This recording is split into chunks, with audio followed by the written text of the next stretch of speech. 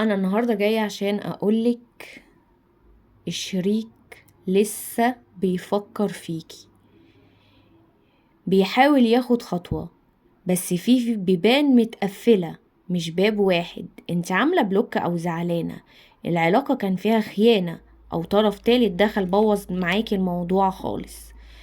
حاسه اللي كرامتك اتهانت، او حاسه ان هو سابك من غير ذنب. شاف حياته وعاش حياته، ولما انت ضعتي من ايده ابتدى يحس ان هو ندمان، ويعرف قيمتك كويس جدا. بيفكر ان هو يصلح الوضع، ويفكر ان هو يرجع تاني، وعنده فعلا نقلة، بس فيه بيبان متقفلة وانت مقفلها له. واقف حزين وندمان، عايز يجيلك يعتذر، وفي نفس الوقت خايف.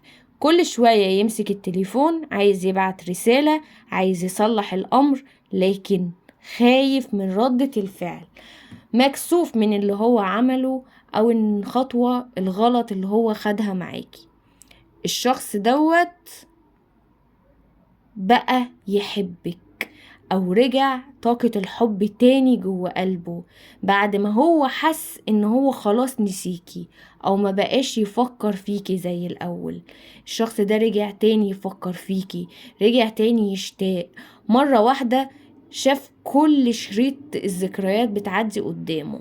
الشخص ده هيرجع في خلال عدتين تلاتة بالكتير قوي، يعني يومين، 3 ايام، اسبوعين، 3 اسابيع، 3 شهور اقصى مدة.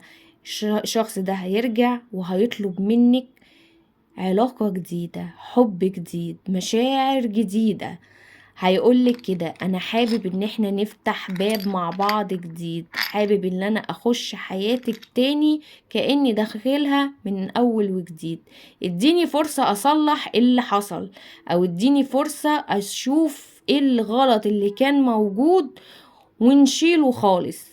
لو زعلانة من شخصية، او زعلانة من واحدة، او زعلانة بسبب خيانة او طرف، فسامحيني، عشان انا عايز ادخل معاكي العلاقة من اول وجديد، ونخش نبني مع بعض سور للعلاقة، ما يكونش فيه اي شخص تاني غير انا وانتي فقط.